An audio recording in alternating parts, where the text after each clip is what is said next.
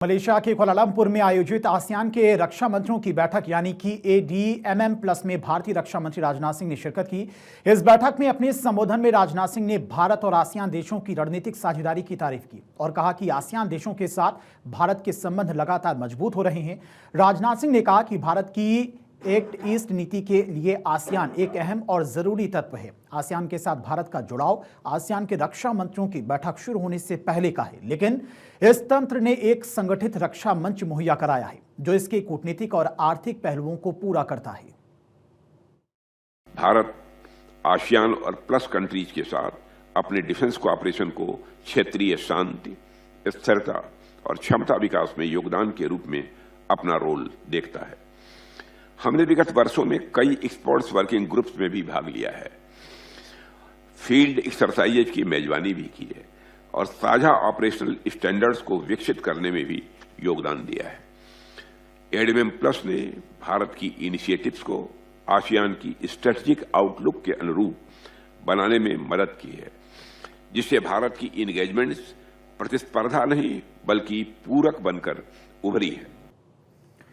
भारतीय रक्षा मंत्री ने कहा कि पिछले 1.5 दशक में ADMM+ के इस मंच की अहमियत काफी बढ़ी है। हिंद और प्रशांत महासागर क्षेत्र में भारत रक्षा सहयोग के साथ आर्थिक विकास, तकनीकी साझाकरण और मानव संसाधन में सहयोग को बढ़ावा देने के पक्ष में है। भारत का नजरिया है कि हिंद प्रशांत महासागर क्षेत्र मुक्त, समावेशी और नियमों पर आधारित हो और इस क्षेत्र में कानून का शासन रहे, खासकर UN convention on the law of sea के तहत नेविगेशन की आजादी मिले। राजनाथ सिंह ने कहा कि आसियान के रक्षा मंत्रियों की बैठक ADMM+ की शुरुआत से इस मंच का एक सक्रिय भागीदार रहा है। भारत के लिए आसियान की रक्षा मंत्रियों की यह बैठक ईस्ट एक्ट पॉलिसी और हिंद प्रशांत महासागर क्षेत्र के हमारे विजन का एक जरूरी हिस्सा रही है। 2022 में आसियान भारत साझेदारी को रणनीतिक साझेदारी में बदला गया। ये न केवल भारत आसियान के संबंधों को मजबूती को दिखाता है बल्कि क्षेत्रीय प्राथमिकताओं के बढ़ते तालमेल को भी दिखाता है।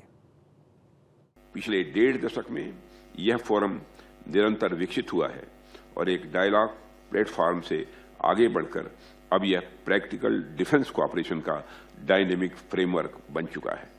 एक्सेलेंसी, तिमोर लेस्टे को ADMM+ में इंडक्ट किए जाने पर उसका मैं स्वागत करता हूं और अपनी प्रसन्नता भी व्यक्त करता हूं। एक्सेलेंसी, मलेशिया की चेयरमैनशिप के अंतर्गत इंक्लूसिविटी एंड सस्टेनेबिलिटी पर दिया गया जोर समयानुकूल भी है और अत्यंत रेलेवेंट भी है।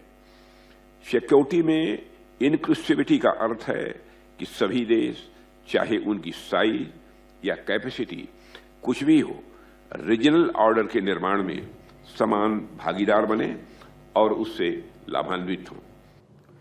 रक्षा मंत्री राजनाथ सिंह ने जिस एक्ट ईस्ट पॉलिसी का जिक्र आसियान में किया, उस एक्ट ईस्ट पॉलिसी की शुरुआत भारत सरकार ने नवंबर 2014 में की थी।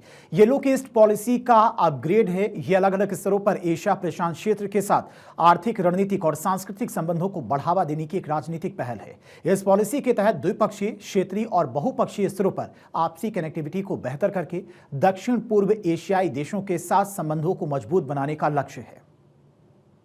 भारत ने कैपेसिटी बिल्डिंग, ज्वाइंट ट्रेनिंग और नॉलेज शेयरिंग को बढ़ावा दिया है। यह हमारे इस विश्वास को दर्शाता है कि सिक्योरिटी कोऑपरेशन कॉम्प्रिहेंसिव और पीपुल सेंट्रिक होने चाहिए।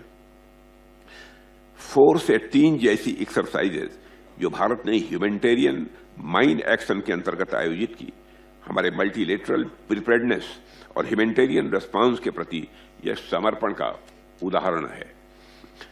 एक्सेलेंसीज, भारत के लिए ADMM+ उसकी एक्ट ईस्ट पॉलिसी और व्यापक इंडो पैसिफिक विजन का एक अभिन्न हिस्सा है।